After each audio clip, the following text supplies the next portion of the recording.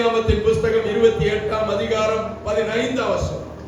நான் உன்னோடு இருந்து நீ போகிற இடத்திலெல்லாம் உன்னை காத்து இந்த தேசத்துக்கு உன்னை திரும்பி வர பண்ணுவேன். நான் உனக்கு சொன்னதை செய்யும் அளவும் உன்னை கைவிடுவதில்லை என்றார். நான் உனக்கு சொன்னதை செய்யும் அளவும் உன்னை கைவிடுவதில்லை என்றார். எல்லாரும் வலது கைய தலையில வச்சு, ஆண்டவரே, நான் உனக்கு முன்னே போய் கோணலானவைகளை எல்லாம் செவையாக்குவது மாத்திரமல்ல, எங்களோடு கூட நீர் நடந்து வந்து எங்களுடைய வாழ்க்கை பிரயாணத்தை நீர் சரியான பாதையிலே திட்டமிட்டு நடத்துகிறீர். இந்த பிரயாணத்தில் எங்களோடு கூட வருவீர். இந்த ஆண்டவரே ஸ்தோத்திர வாழ்க்கை பிரயாணம் ஒரு ஆசீர்வதிக்கப்பட்டது. இது தேவனால் முன்குறிக்கப்பட்டது. இது தேவனுடைய திட்டம் என்பதை நாங்கள் விசுவாசிக்கிறோம். நீங்க எங்களுடைய வாழ்க்கையிலே சொன்ன வாக்குத்தத்தங்கள் அனைத்தும் நிறைவேறுவதற்கு நீங்க சொன்னதை செய்யும் அளவும் எங்க வாழ்க்கையில ஒரு நொடி பொழுது கூட எங்களை கைவிட மாட்டேன்னு நீங்க சொன்னதற்காக நாங்கள் நன்றி செலுத்துகிறோம். ஆண்டவரே, எங்களுடைய ஜீவ காலமெல்லாம் நீர் எங்களோடு இருந்து நடத்துகிறீர் என்பதை ஆண்டவரே என் குடும்பமும் புறஜாதிகளும் இந்த தேசமும் கண்டு ஆச்சரியப்படத்தக்க என் தேவனாகிய கர்த்தருடைய கரம் எங்கள் மீது இருப்பதை ஆண்டவரே ஸ்தோத்திரம் நாங்களே கண்டு வியந்து பார்க்க என் தேவன் இரக்கம் பாராட்டி கிருபையும் அன்பும் சமாதானமும் நீடிய சாந்தமும் பொறுமையும் உள்ள தேவனாகிய கர்த்தர் எங்களோடு இருக்கிறீர் என்பதை ஒரு உணர்வுள்ள ஆவியோடு புரிந்து கொள்ள தேவன் கிருபை செய்கிறார்.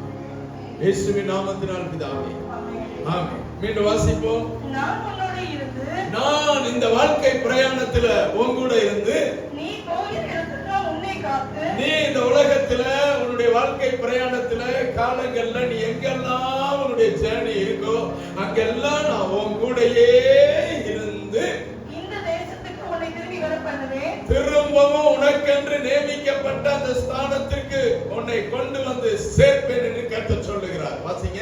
நான் உனக்கு சொன்னதை செய்யும் அளவோ நான் உனக்கு ஒரு வாக்குத்தத்தத்தை கொடுத்து, ஒரு அசூரன்ஸ் கொடுத்து, ஒரு நம்பிக்கையை கொடுத்து, ஒரு வார்த்தைகளை கொடுத்து, உன் வாழ்க்கை இதுதான், நீ தைரியமா இரு அப்படின்னு சொல்லி உன்னை ஆசீர்வதித்து அனுப்புகிறேன். நீ கவலைப்பட வேண்டிய அவசியம் இல்லைன்னு சொன்ன ஆண்டவர் சொன்னாரு, நான் உனக்கு சொன்னதை செய்யும் அளவு உன்னை கைவிடுவதில்லை என்றார். உன்னை கைவிடுவதில்லை. நான் கரங்களை தட்டி ஆண்டவருக்கு நன்றி சொல்லலாமா? ஹல்லேலூயா. எனக்கு அருமையான கர்த்தருடைய பிள்ளையே, ஆண்டவர் ஒரு மனிதனை பார்த்து சொல்லுகிறார், நான் உன்னுடைய வாழ்க்கையில சொன்னதை செய்யும் அளவு உன்னை கைவிட மாட்டேன். ஆமென். எந்த பிரச்சனையிலும் உன்னை கைவிட மாட்டார். உன் குடும்ப சூழ்நிலையில் உன்னை கைவிட மாட்டார். உன் எதிரிகளுக்கு முன்பதாக உன்னை வெட்கப்படுத்த மாட்டார். நீ எந்த இடத்திலும் தலை குனிந்து நிற்க வேண்டிய அவசியம் இல்லை. வாழ்க்கை தோல்வி போல இருக்கலாம், ஆண்டவர் சொல்லுகிறார், நான் உன் கூட இந்த ஜர்னியில இருப்பேன்னு சொல்றேன். ஆமென். ஹல்லேலூயா. சுற்றுப்புறமும் சூழ்நிலையும் சரியில்லாம இருக்கலாம். எனக்கு அருமையான கர்த்தருடைய பிள்ளையே, இந்த 3ஆம் மாதத்திலே கர்த்தர் உங்களுக்கு சொல்லுகிற காரியம் என்னவென்றால், உன் வாழ்க்கை பிரயாணம் முழுவதும் நான் உன் கூட தான் இருக்க போறேன். நீ கவலைப்பட வேண்டிய அவசியமே இல்லை. ஹல்லேலூயா. ஹல்லேலூயா. நீ கலங்கி நிற்கலாம், நீ திகைத்து நிற்கலாம். யாக்கோபோடு நடு ராத்திரியிலே அவன் செய்கிற ஜெபத்தை கேட்டு கர்த்தர் அவனுடைய விண்ணப்பங்களுக்கு பதில் கொடுத்த காரியம் தான் இந்த வாக்குத்தத்தம். தன்னுடைய குடும்பத்தை இழந்து அண்ணன் தம்பி உறவுகளுக்குள்ளே சண்டை உண்டாகி ஒரு விதமான மிகப்பெரிய கசப்பான அனுபவத்தோடு தன்னுடைய தாய் தன்னுடைய பிள்ளை உயிரோட இருந்தா போதும்னு சொல்லி, நீ போயா எங்கேயாவது போய் பிழைச்சிக்க மகனே அப்படின்னு சொல்லி இதுவரையிலும் கண்டிராத சகோதரி சொன்னாங்க, 10 வருஷம் ஆச்சு சொந்தக்காரனை பார்த்து. அவன் கிட்டத்தட்ட வந்து என்ன சொல்ற, பிறந்ததுல இருந்து அவன் சொந்தக்காரனை பார்க்கல. ஆனாலும் அவள் சொன்னா, நீ போ, இந்த தேசத்துக்கு போ, அங்க யாராவது உனக்கு உதவி செய்வாங்க. அவன் போற வழியில என்ன பண்றதுன்னு தெரியல, யார் முகமும் தெரியல, யார் எப்படி இருப்பான்னு தெரியல, கருப்பா சிகப்பா நெட்டையா குட்டையா ஒண்ணும் தெரியாது, படிச்சவனா படிக்காதவனா, அந்த ஊர்ல அவனுடைய முகவரி என்ன, வசதியானவனா ஏழையா எதுவும் தெரியாது. எனக்கு அருமையான கர்த்தருடைய பிள்ளையே, அவன் எல்லாவற்றையும் விட்டுட்டு வனாந்தர வழியாய் நடந்து போன பொழுது ஒரு ராத்திரியில நரிகளுடைய கூட்டம் ஊளையிட்டுக் கொண்டிருக்கிறது. அமானுஷ்ய சக்திகளுடைய சத்தம் அவனுடைய காதிலே தொனித்துக் கொண்டிருக்கும் பொழுது பயத்தின் மிகுதியினாலே அவன் ஒரு இடத்துல ஒரு ஜெபிக்கிறான், ஆண்டவரே, என் வாழ்க்கையை குறித்து என்னுடைய தாத்தாவுக்கு நீர் ஒரு வாக்குத்தத்தம் பண்ணினீர், உன் சந்ததி பூமியின் தூளை போல பெருகுன, அவர் நிறைய பிள்ளை இருக்கும்னு சொல்லி நினைச்சாரு. ஆனா கடைசியா இருந்தது ஈசாக்கு எங்க அப்பா ஒரு ஆளு தான். அதுக்கடுத்து எங்க அப்பாவுக்கு நீங்க ஒரு வாக்குத்தத்தம் சொன்னீங்க, உன் சந்ததி பூமியின் தூளை போல பெருகும்னு சொல்லி. ஆனா எங்க அப்பாவுக்கு கிடைச்சது 2. அல்லேலூயா. அந்த 2 பிள்ளையில ஒரு பிள்ளை என்னை கொல்ல பாக்குது. நான் இப்படி போறேன், எங்க வாழ்க்கை ஏன் ஆண்டவரே இப்படி இருக்கு? நீர் சொன்ன தீர்க்க தரிசனம் எங்களுடைய வாழ்க்கையில நிறைவேறுமோ? ஆண்டவர் சொன்னாரு, அங்கலாய்க்காத, பயப்படாத, கவலைப்படாத. வாக்குத்தத்தம் பண்ணினவர் உண்மையுள்ளவர். அது தலைமுறை தலைமுறையாய் பலிக்க போதுமானது. உன்னுடைய காலங்கள் முடிந்ததென்று நினைக்கிறாயோ? என் தேவனாகிய கர்த்தர் சொல்லுகிறார், உனக்கு சொன்னதை செய்யும் அளவு கைவிட மாட்டேன். வித்து உன்னுடையதா இருந்தா, பிள்ளை நீ பெற்றதா இருந்தா, அந்த பிள்ளையுடைய தலையில ஆசீர்வாதம் பலிக்கும். அல்லேலூயா, அல்லேலூயா. நான் சொன்னதை செய்யும் அளவும் கைவிட மாட்டேன். கை விட்டாரா விடலையா, அதுதான் பிரசங்க இந்த மாசம் போறோம். அல்லேலூயா. அவர் விட்டாரா விடலையா? விட மாட்டேன்னு சொன்னாரு. இவனை இவ்வளவுக்கு நேசிக்கிறதுக்கு காரணம் என்ன? இவ்வளவுக்கு உன்னை நான் சொன்னதை செய்யும் அளவு கைவிட மாட்டேன்னு சொன்னாரு. அதுக்கு காரணம், பரலோகத்துல என்னை குறித்து, என் குடும்பத்தை குறித்து என்ன மிகப்பெரிய திட்டத்தை தேவன் வைத்திருக்கிறார் என்பது இந்த காலை வேளையிலே எனக்கு அருமையான கர்த்தருடைய பிள்ளையே, நீங்களும் நானும் புரிந்து கொள்வோமேயானால் தேவனுடைய மகத்துவமான அன்பும் தேவனுடைய மகாபெரிய திட்டமும் எத்தனை பெரியது என்பதை நீங்கள் நானும் புரிந்து கொள்ள முடியும். அதற்கு ஆதாரமாக அதே 14ஆம் வசனத்துல ஆண்டவர் அவனிடத்திலே இன்னொரு காரியத்தை சொல்லுகிறார். வாசிங்க. உன் சந்ததி பூமியின் தூளை போல இருக்கும். பூமியின் தூளை போல இருக்கும். நீ மேற்கையும் கிழக்கையும் வடக்கையும் தெற்கையும் பரம்புவாய். உனக்குள்ளும் உன் சந்ததிக்குள்ளும் பூமியின் வம்சங்கள் எல்லாம் ஆசீர்வதிக்கப்படும். பூமியில் உள்ள வம்சங்கள் எல்லாம் ஆசீர்வதிக்கப்படும். கரங்களை தட்டி. தேவனுடைய மகாபெரிய திட்டம், உன் மூலமா இந்த பூமி ஆசீர்வதிக்கப்படணும். உன் மூலமா இந்த தேசம் ஆசீர்வதிக்கப்படணும். உன் மூலமா அந்த பூமிக்குள்ள உள்ள எல்லா சந்ததிகளும் ஆசீர்வதிக்கப்படணும். அல்லேலூயா. நாம நினைக்கிறோம் நம்ம குடும்பத்தை நடக்கிறது தரிகணத்தை அடிக்குது, இதுல எங்கிட்டு நம்மனால இன்னொருத்த ஆசீர்வதிக்கப்படுவது.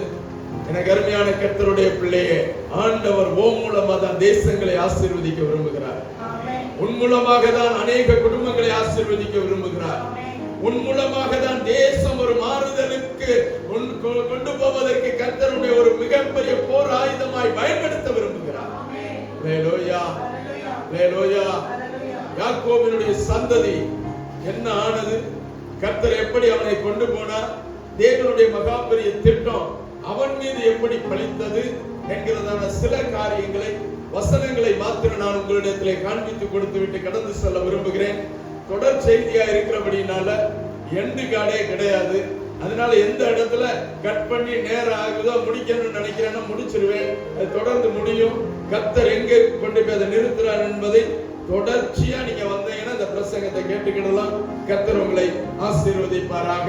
மல்கியா தீர்க்கதரிசியின் புஸ்தகம் 3ஆம் அதிகாரம் 6ஆம் வசனம். நான் கர்த்தர், நான் மாறாதவர். ஆகையால் யாக்கோபின் புத்திரராகிய நீங்கள் நிர்மூலமாகவில்லை. கரங்களை தட்டி. அல்லேலூயா.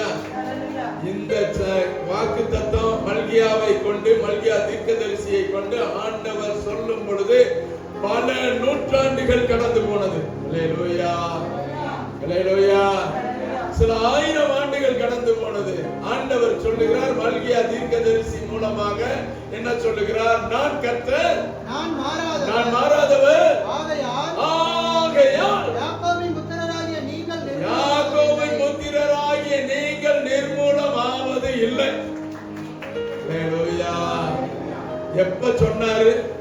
வனாந்தரத்துல ஒருத்தன் படுத்து கிடந்தப்ப சொன்னாரு, நான் யாரும் இல்லாத அனாதையா இருக்கிறேன்னு சொல்லும் பொழுது ஆண்டவர் அவனை பார்த்து சொன்னாரு, உனக்கு சொன்னதை நான் கைவிட மாட்டேன்.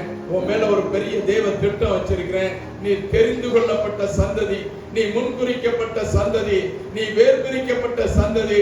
உன்னை குறித்து மிகப்பெரிய நோக்கமும் திட்டமும் இந்த உலகத்திலே உண்டு. அதை நிறைவேற்றுவதற்கு நான் உன்னை கைவிட மாட்டேன்னு சொன்னவர் சில நூற்றாண்டுகள் கழித்து சில ஆயிரம் ஆண்டுகள் கழித்து ஆண்டவர் சொல்லுகிறார், நான் கர்த்தர், நான் மாறாதவர், யாக்கோபினுடைய சந்ததி நிர்மூலமாவதில்லை. கரங்களை தட்டி, உன் சந்ததி நிர்மூலம் ஆகாது. ஆயிரம் ஆண்டுகளுக்கு உன்னுடைய வித்தை கர்த்தர் கொண்டு போய் சேர்ப்பார். அல்லேலூயா, அல்லேலூயா. இத்தனை நூற்றாண்டுகள் கழித்து ஆண்டவர் அந்த குடும்பத்தின் மீது, அந்த தனி நபருடைய சந்ததியின் மீது இவ்வளவு கவனமாய் பார்த்து கொண்டே வருகிறாரே, எதற்காக இந்த குடும்பத்தின் மீது கர்த்தர் இவ்வளவு கண்ணோக்கமாய் இருக்கிறார்? எதற்காக இருக்கிறார்? ரோமருக்கு எழுதின நிருபம் 11ஆம் அதிகாரம் 29ஆம் வசனம். ரோமர் 11ஆம் அதிகாரம் 29ஆம் வசனம். தேவனுடைய கிருபை வரங்களும் அவர்களை அழைத்த அழைப்பும் மாறாதவைகளே. கரங்களை தட்டி ஆண்டவருக்கு நன்றி சொல்லுவோமா? அல்லேலூயா.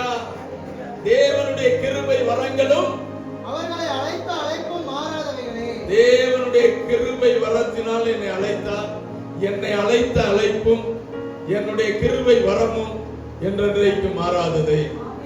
அல்லேலூயா. எல்லாரும் நீங்க சொல்லணும். அல்லேலூயா. தேவனுடைய, மீண்டும் வாசிங்க அந்த வசனத்தை. தேவனுடைய கிருபை வரங்களும் அவர்களை அழைத்த அழைப்பும் மாறாதவைகளே. என்னை அழைத்த அழைப்பும் வாழ்நாளெல்லாம் மாறாதது. அல்லேலூயா, அல்லேலூயா. என்னை அழைத்த தேவன் உண்மை உள்ளவர். நான் மரணம் அடைய மட்டும் என்னை அழைத்தவர் உண்மை உள்ளவரா இருக்கிறார். நான் செத்துட்டேன்னா முடியாது. என்னை அழைத்த ஆண்டவர் என் சந்ததி சந்ததியாய் தலைமுறை தலைமுறையாய் யாக்கோபினுடைய புத்திரன் நிர்மூலம் ஆவது இல்லை என்று சொன்னது போல கர்த்தரின் சந்ததியை தலைக்க பண்ணுவார்.